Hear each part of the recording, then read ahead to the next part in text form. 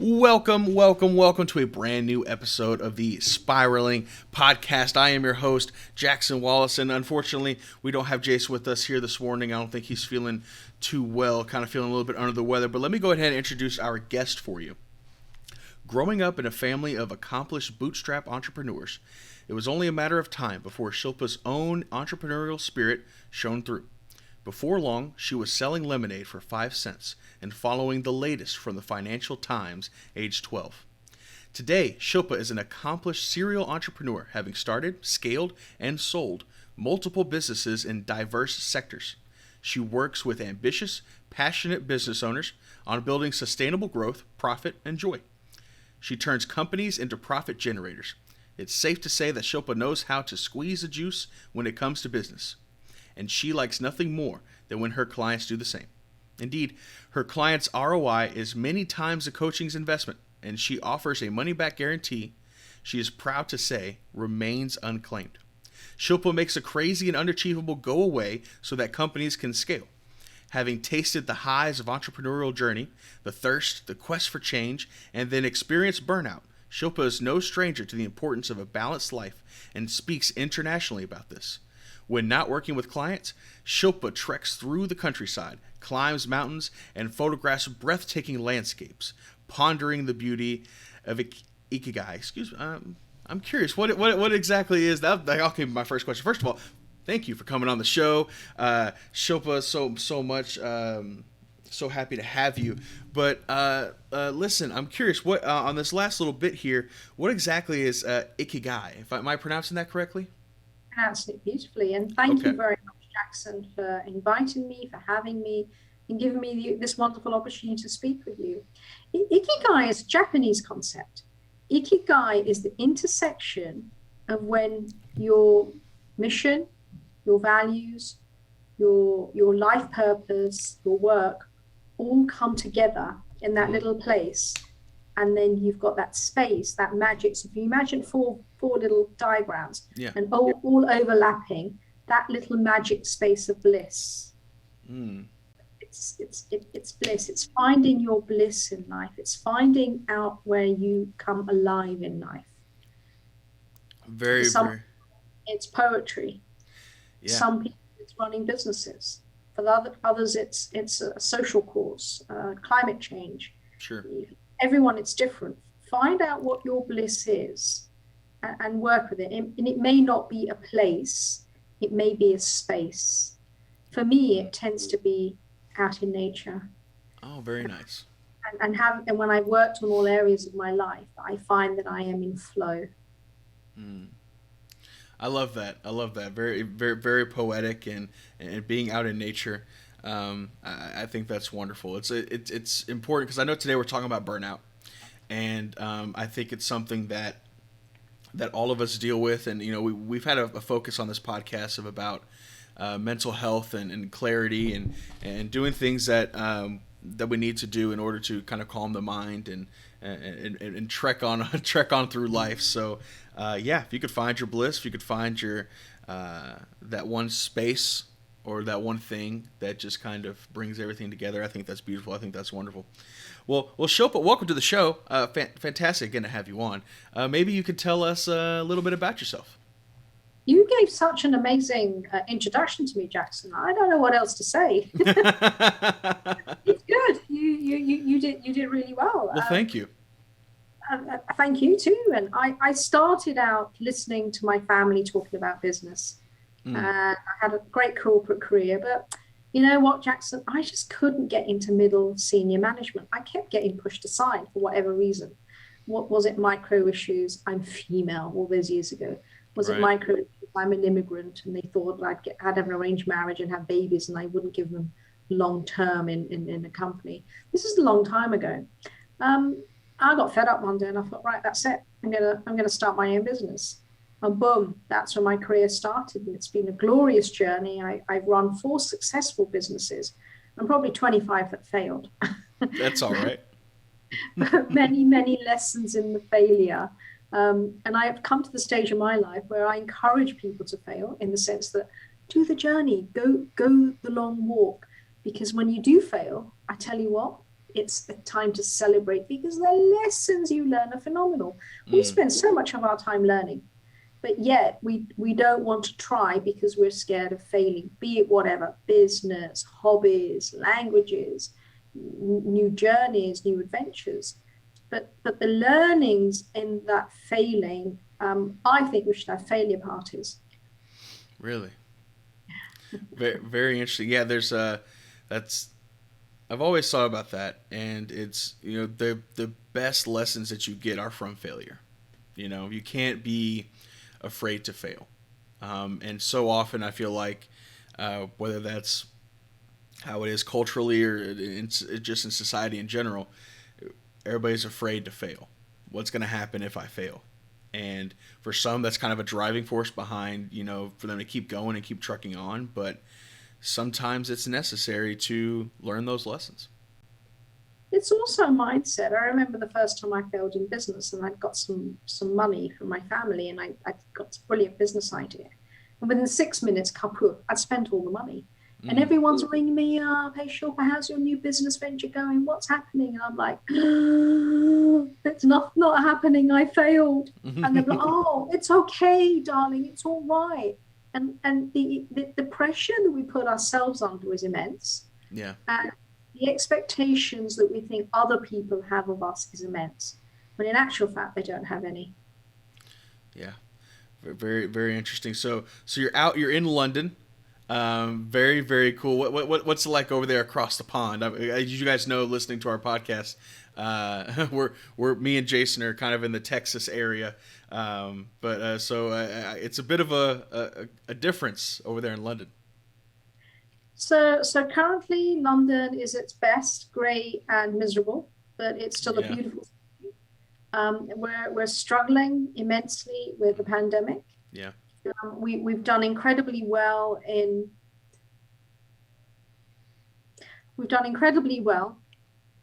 that we've got a fantastic vaccination program going ahead. That's good. We've exited the European Union, so England is in for a big refresh, a reset, and a great adventure coming about. Yeah. Very cool. Yeah, I know the vaccinations we're trying to get that all ramped up over here in America. We've had some issues getting going, but now it seems that we're finally on the right track. So slowly but surely. You've covered a lot of the vulnerable, haven't you? Just like we have. We're 15% in. 15% of our population has had its first vaccine. And talking about vaccines, I was just thinking this morning, I am in absolute awe of how medicine has advanced, and boom, they come with this vaccine. And you've got production all around the world, and you've managed it. If you think back to the plague, German measles, Spanish flu, they didn't have these opportunities till years after. No, they didn't. I was actually talking to one of my buddies about it and how they went about and made this vaccine, and kind of forgive my ignorance for it, because I'm not a medical expert. I'm not pretending to be, but it's like they're reverse engineering, like putting in the DNA of the virus itself. So I thought that was incredibly cool. Just the stuff that we can do now. It's awe inspiring. But Shilpa, let's talk about you. Let's talk about you. So I understand that you dealt with burnout quite a bit, and how what is your kind of a burnout story? So I didn't know I was burning out, actually. Okay. I've always worked hard. You've got a feel for my professional career. I've always partied hard. I've always loved to live life. Nice. So it's been working hard. It's been working hard in the gym. It's been socializing, partying, family life, holidays, jet setting, and your body just gives in. And the telltale signs for me was that I just had intense fatigue. But yeah, I could still go and do 2 aerobic classes back to back. Imagine that. Wow. So every time I went to the doctor said, oh, let's do your bloods, and your vitamin D's low. And here in England, we don't have much sunshine, unlike Texas. So they actually tell all individuals, all people in England, take vitamin D. Yeah. And I think things got worse. I was running a very busy business, my fourth successful business. I was running it pretty much on my own. I had a team of 26. Wow. And it just started creeping up on me. I'd be anxious. I would get headaches. I would feel uncomfortable, and I had a big journey with my own mental health because I would feel low most of the time. The worst thing, Jackson, was getting up in the morning. I would just want to crawl back into bed. Yeah. And you don't understand it because you go to the doctor does your bloods, has a consultation with you, says, oh, there's nothing wrong with you, you're fine. And you're thinking, oh, okay, am I demotivated? Am I upset about something? Is there something going wrong in my life? And you go through this whole spiral. And then one day, I was cooking dinner for friends. And I'd come back from a long day at work. When I say long, I normally start at about 8 o'clock in the office, and I'm home for about 6:30. So it's a pretty long, intense day. Yeah. I sort of just collapsed on the kitchen floor. Yeah. And I lay there feeling the coldness of the kitchen floor and the anxiety of having these guests come to visit us. And it hit me that I wasn't physically correct, and I had to address that.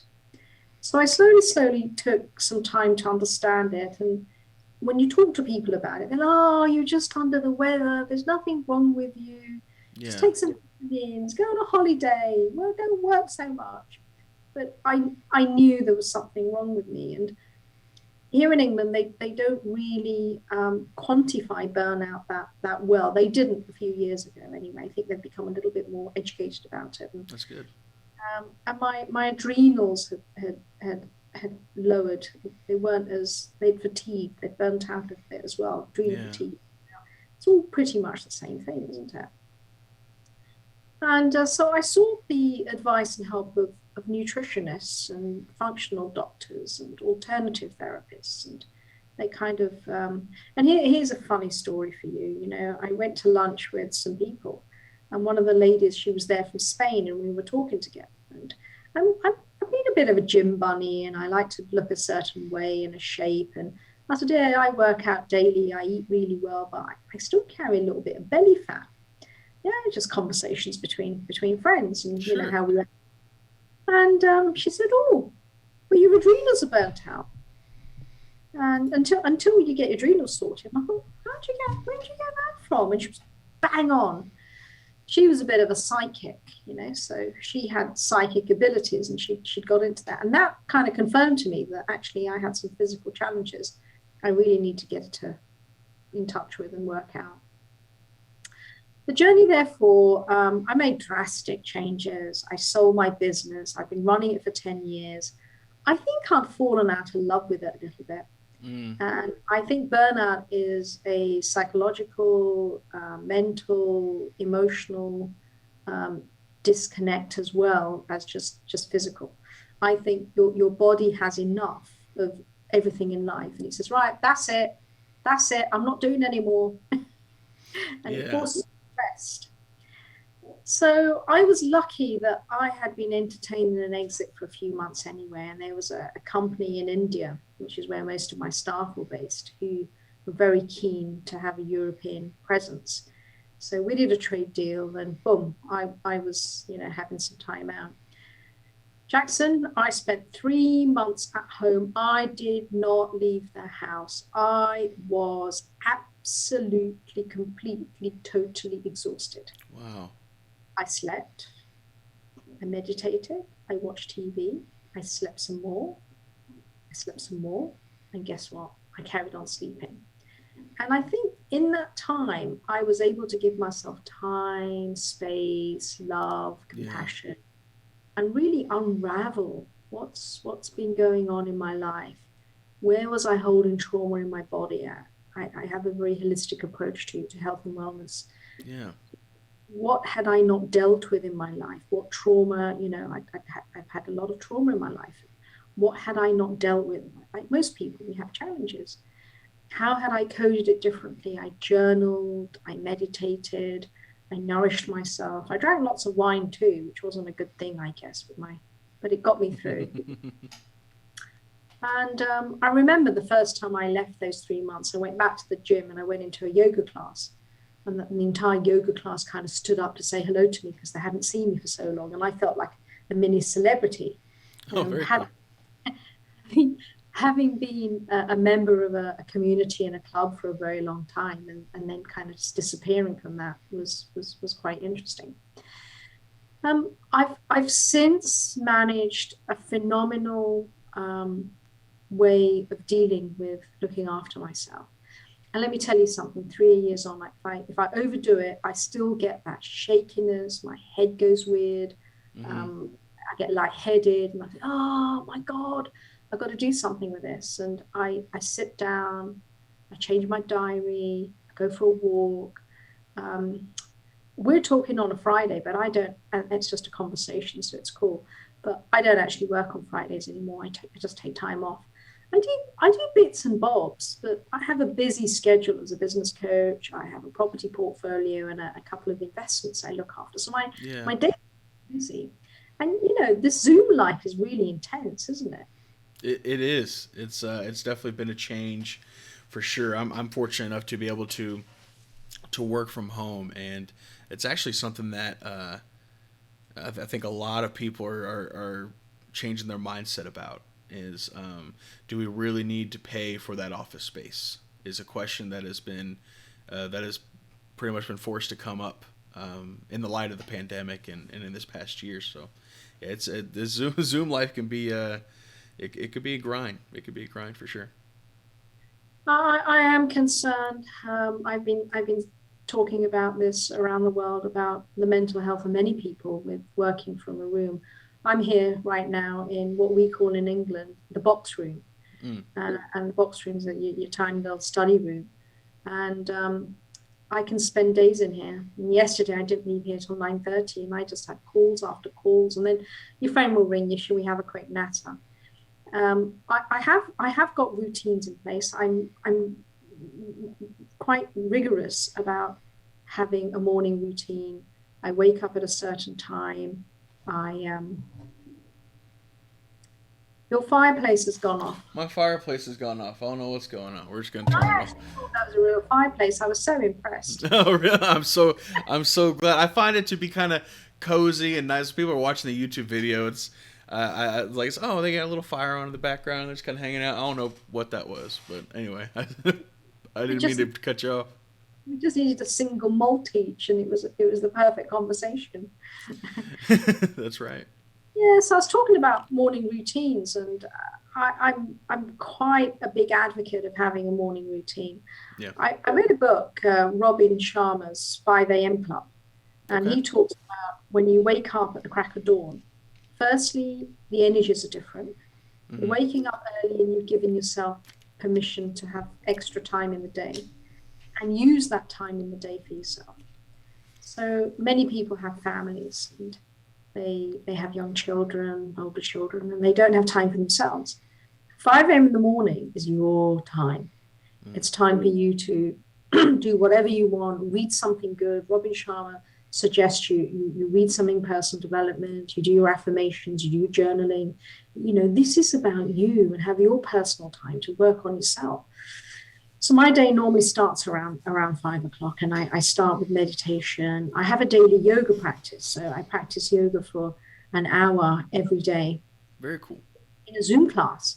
See, if it wasn't for lockdown and Zoom, and in England we're pretty much been in lockdown for 9 months in some manner or another, and then I'll read something interesting. I'm a big fan of Clubhouse at the moment, so I'll drop into some conversations on Clubhouse and see what's going on and teach myself some things. I journal.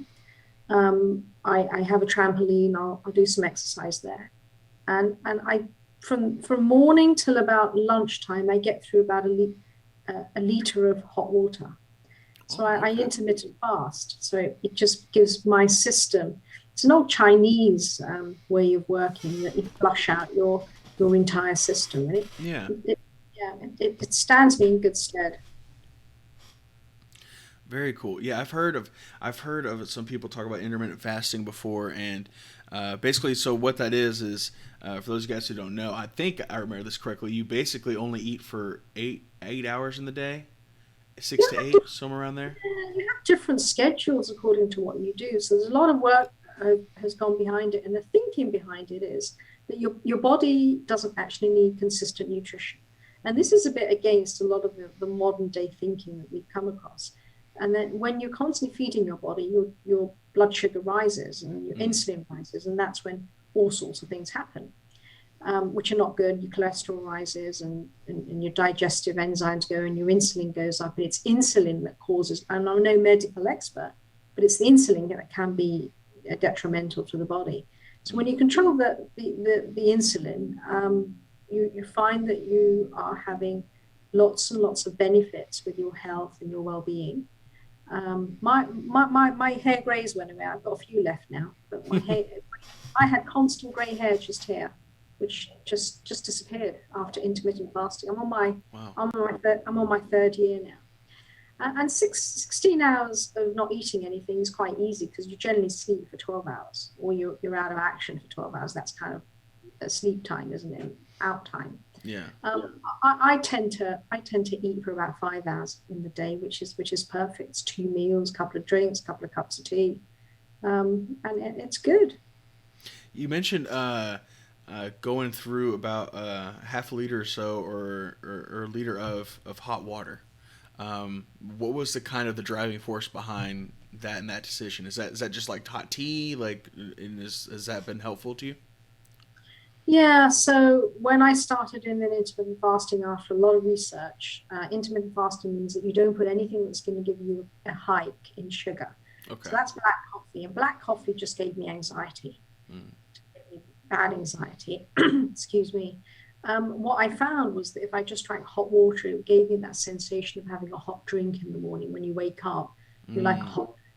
I live in a cold country. Even my summers are quite cold. When I live in a hot country, I travel a lot. I probably drink tap water, temperature water. Yeah. Normal temperature water. So the Chinese also say, that don't drink ice cold water because your body is a lot hotter and it slows your metabolism down. Yeah.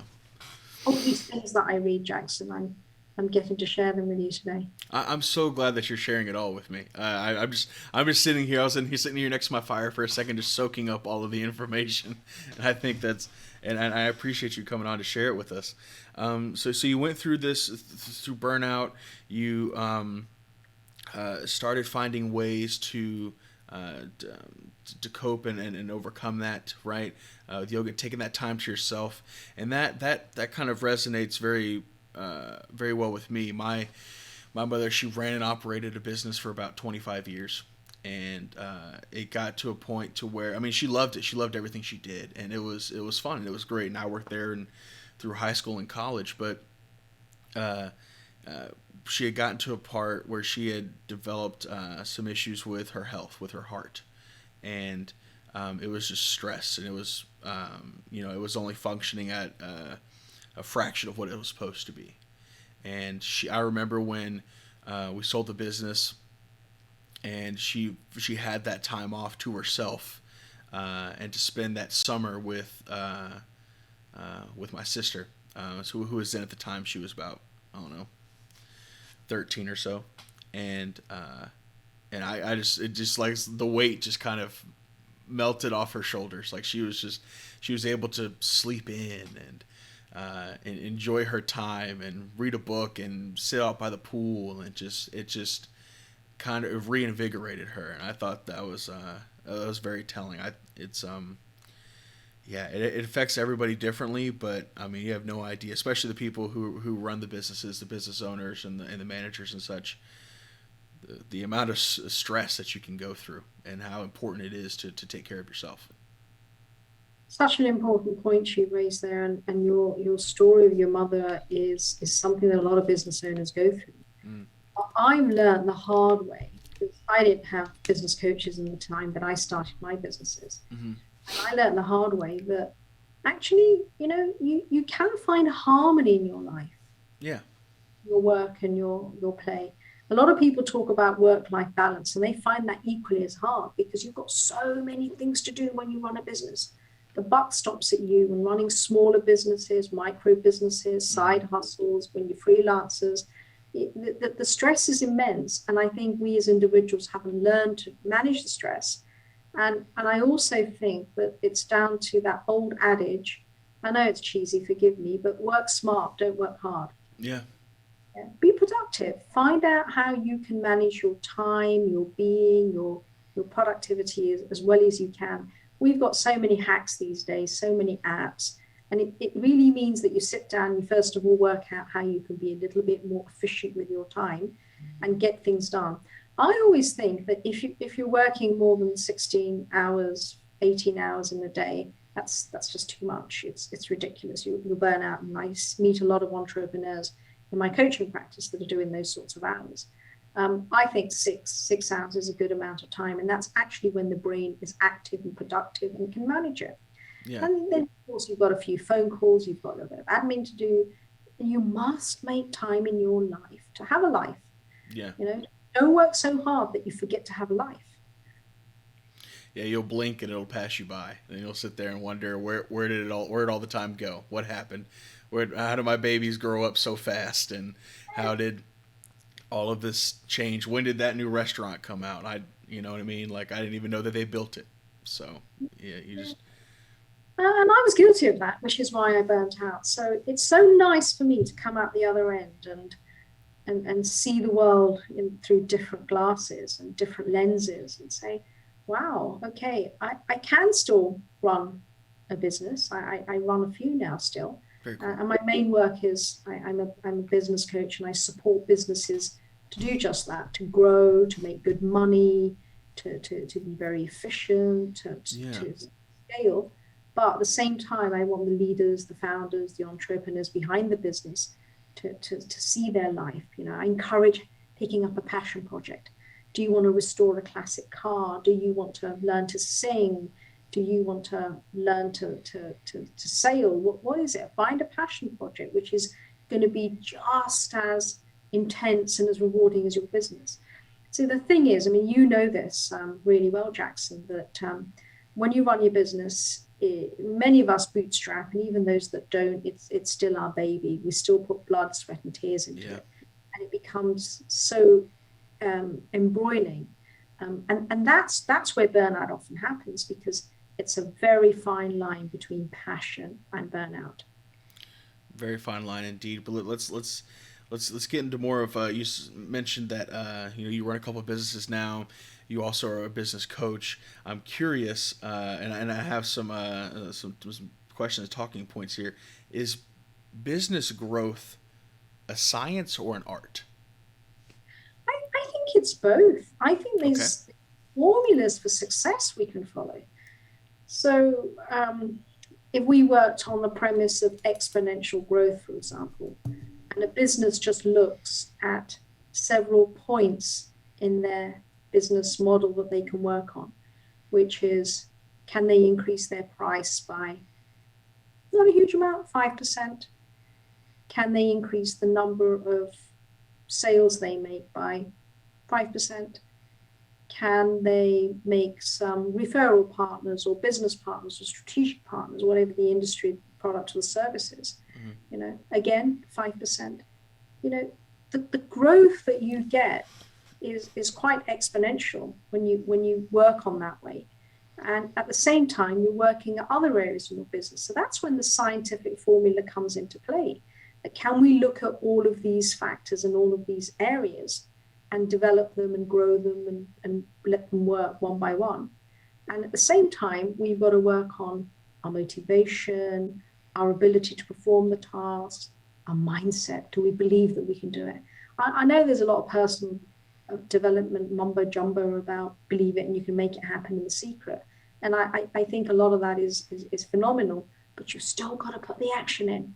And a lot of people don't want to do that. I have coaching clients that, really want their business to scale. They want to double their profits in a year, and they have fabulous business models, and they've done well. They've Sure. proved it. 2-3 years they've been running the business, and then they come to a halt. But they don't follow through because often they're just too busy. So it's finding time, first of all, and then so it's very much a science and very much an art as well. Finding time to execute on those ideas. You can talk about the different things that you need to do and all of that all day long till the cows come home, as we say in Texas.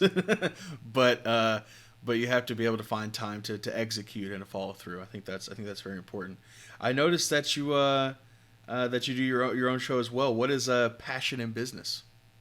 Yeah, it's exactly what it says on the tin. And one quality that I noticed about successful business owners, entrepreneurs, is they are so passionate.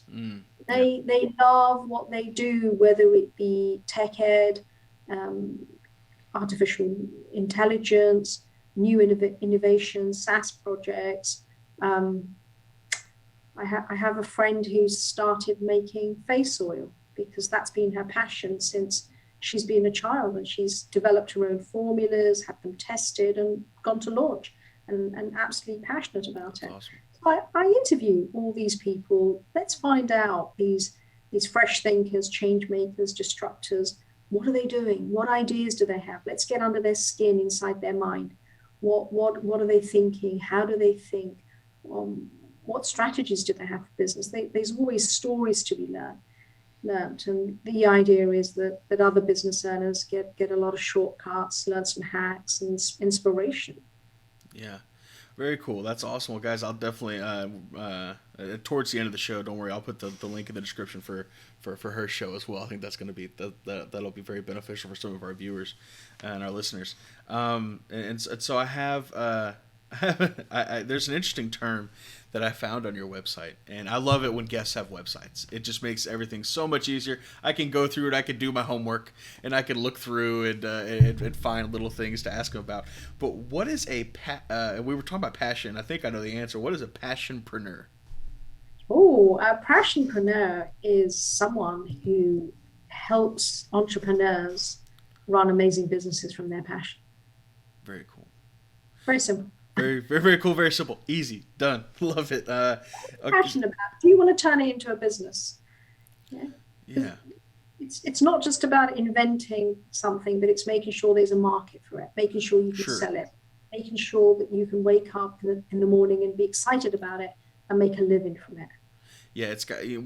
I found that some of the most successful business owners and the most successful entrepreneurs, they have like you said, they have a burning passion for it. Because if you don't have a passion for it, if you don't like what you're doing every day, if you're really struggling to get up and go to work and do the things that you want to do, then it's not going to be as successful as if you love it. If it's your baby. That's why find that bliss, right? Find what connects with you and work off of that. And maybe somebody has not found a way to market it correctly or to make it profitable, but I don't know, maybe that's why you're here. Maybe you can.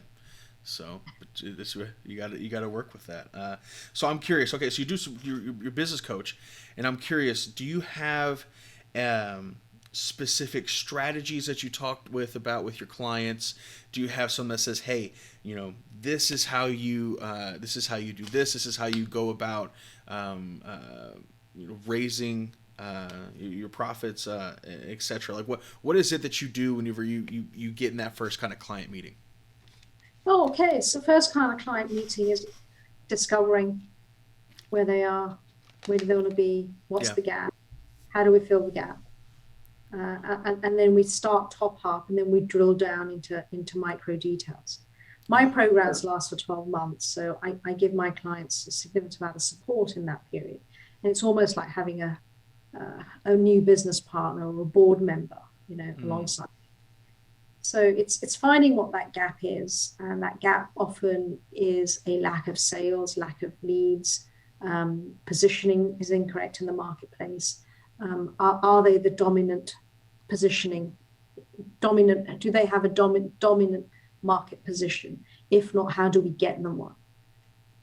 Yeah, I think that's very important. You have to find out where it is they are, where you're at, and try and get a clear picture of what that is. Otherwise, hard to help you if I don't know where you're at. Exactly. But okay, so what?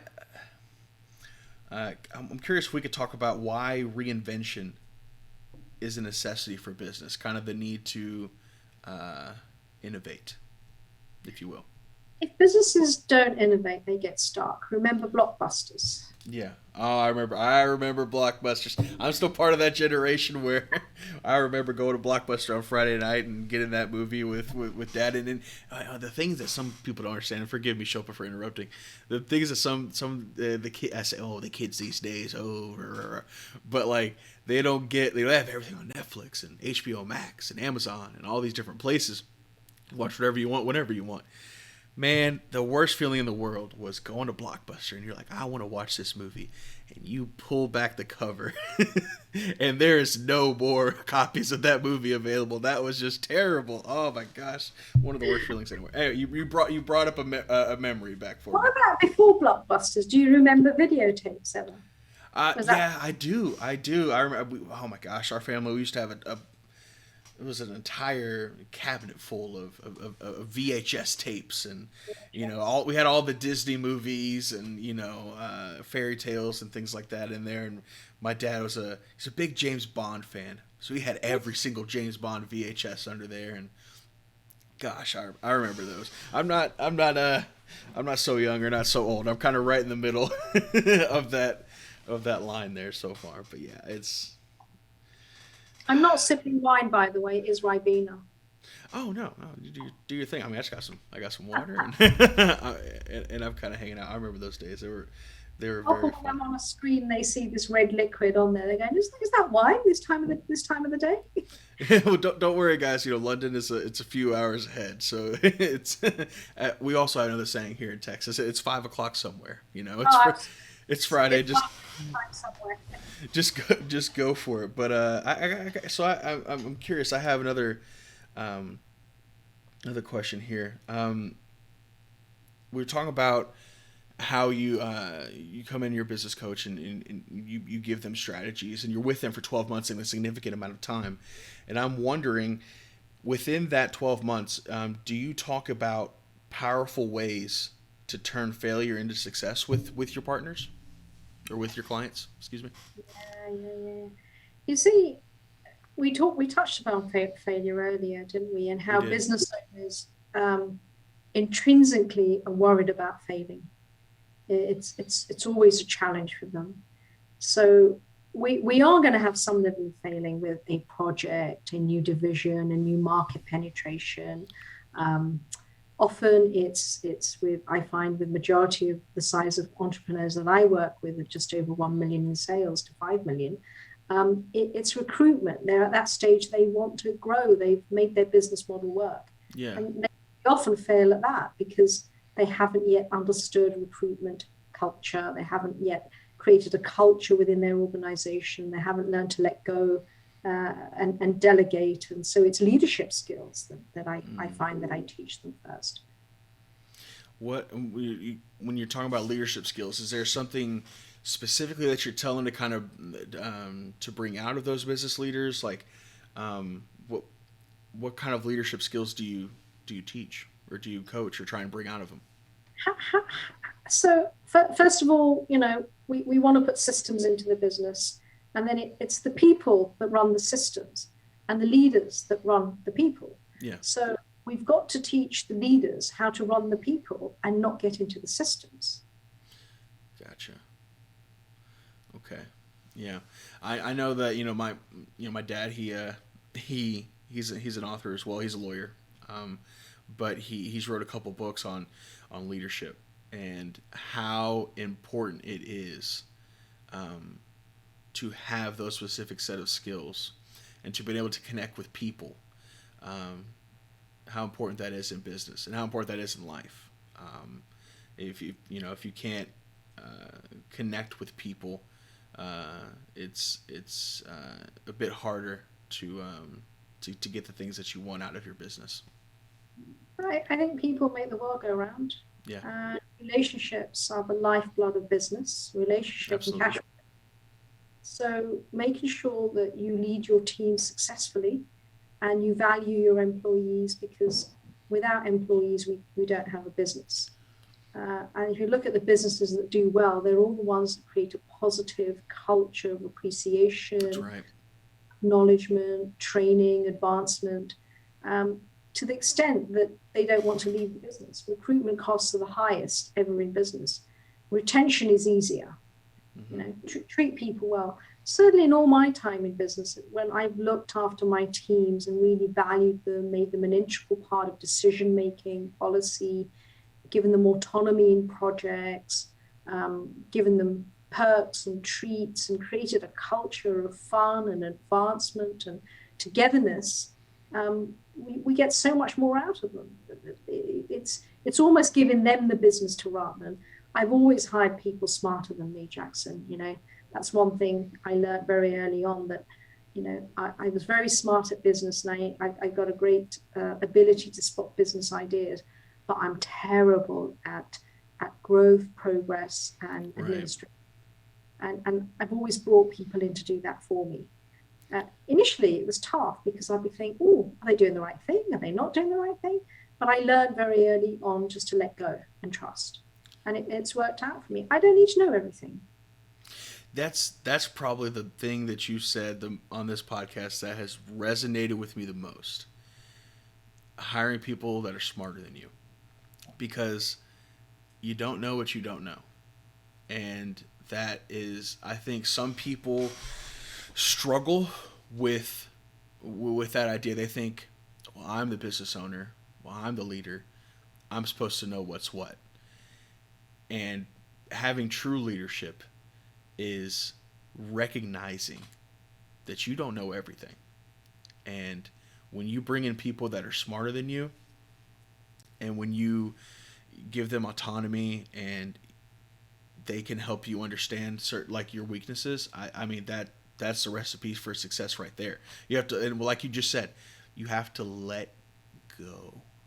Just trust and, build that team and understand that, and like I said, not everything's going to be successful, but when you're able to do that, when you're able to get over that sense of pride that you have to be the smartest one in the room, that is when you find real success. That really resonated and touched me. I think that's vastly important. And some people, they think it's almost like the old "fake it till you make it" adage, to where some people, like, I was at a conference this past week, and we were talking about film production and movie stars, and oftentimes what I've learned from that conference was the people who are the biggest pains, in terms of, like, it's sort of like a diva, like a star, are the people who haven't been a star before. They think they have to act a certain way. They think that they have to be that one person who asks for only yellow Skittles in their room to be a star. Like, that's how people are going to treat them. Like, this is how I'm supposed to be. But oftentimes, that's not what a star is at all. You know what I mean? Like, Whitney Houston's going to come in and she's going to get what she wants because, she's Whitney Houston. But yeah, so I think I think you could translate that to the business side of things as well. Those often the worst leaders are the ones who think they're supposed to act like a certain way, or they think because I'm a leader, I'm supposed to be the smartest one in the room. I'm supposed to know everything. No, you don't.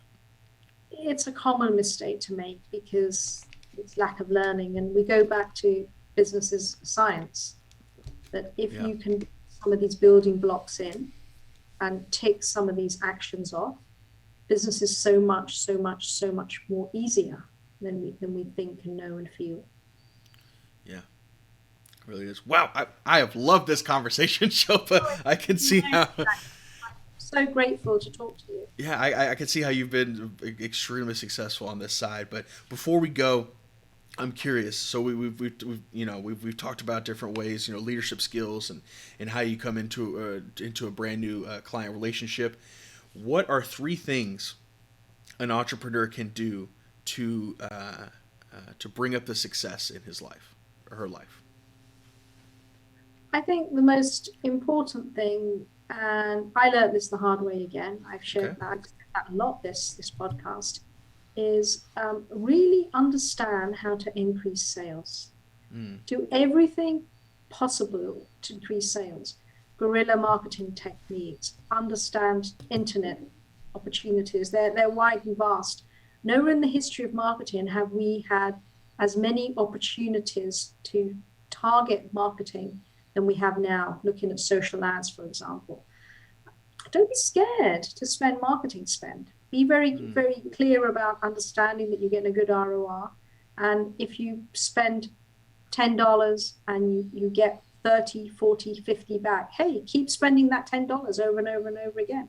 That's going to grow your business. Because I find that business owners, small business owners, they fear marketing spend. They fear marketing. Brag about yourself, don't be the best kept secret. I think the second really important point, and we all know this, but we don't practice it, is be very, very clear in what you want to achieve and believe in yourself. Yeah. Have that unshakable belief. Even if you have to wake up every morning, look in the mirror and say whatever you need to say to yourself, but you need to have that conviction and belief in yourself. Because you know what? Nobody else is going to have it. So create that. Make it a priority that you create it within yourself. Don't wait for it to happen. Yeah. That's a tough one to just pick top three, actually, Jackson, in business. We have so many top tips. Oh, I bet you got a bunch. And thirdly, I think I'd go back to my favorite: find harmony in your life. Find your joy, find your bliss in your work and your life, and enjoy the journey. Make it important, make business important, make your life important together with it. I think that's very well said, and I think that's very powerful. And like we said before, Ikigai, right? Finding that bliss. And if your bliss just so happens to be your passion, and and you can run a business off of that, then you're in for a good one. I thank you so much Shilpa for coming on and being on the show. I mean, this has been very enlightening for me. A podcast. I think it's going to be one of my favorite ones that we put out and that we upload. But before we go, Shilpa, take an opportunity, please. Feel free to plug anything that you got. What do you have going on next? What's going on now? If there's anything, where can the people find you? Jackson, I'd like to thank you immensely for inviting me to talk to you. It's been a great conversation. Thank you for this opportunity. I'm really easy to find. My name is Shilpa Panchmatia, but my brand name is Shilpa P, because people messed up my surname so much. And my funniest story is I kept getting letters addressed to Shilpa Punch a Tomato. That's funny. Always gave me a giggle when the postman came. My website is Shilpa, SHILPA-P.com. I'm on Instagram, Shilpa P Business Coach London. Sorry, I got that wrong. LinkedIn, Shilpa P Business Coach London. And on Instagram, on Clubhouse, and on Twitter, I'm Shilpa, SHILPA TV. So it's the same for all those three. I'm running 12-month-long coaching programs for businesses that want to rapidly and quickly grow their business and scale. I'm taking them through a tried and tested and refined system, and I guarantee my results. So I can only work with certain type of businesses, but given that they do the work they do, I guarantee that they will have growth that we agree in our initial discovery call. I'm also launching a number of mastermind groups, which is where collective coaching comes in, because I'm realizing that a lot of people don't want to have the high ticket coaching and make that massive investment in time and resource.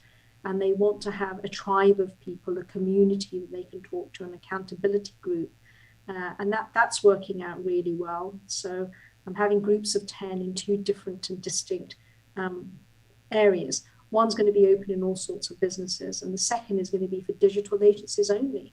So we've got a global invitation list out at the moment. And that's by invitation only, that people come. But if anybody's interested, drop me a message and let's have a conversation. Drop her a message indeed, guys. We're going to put links to everything from Shilpa down in the description below.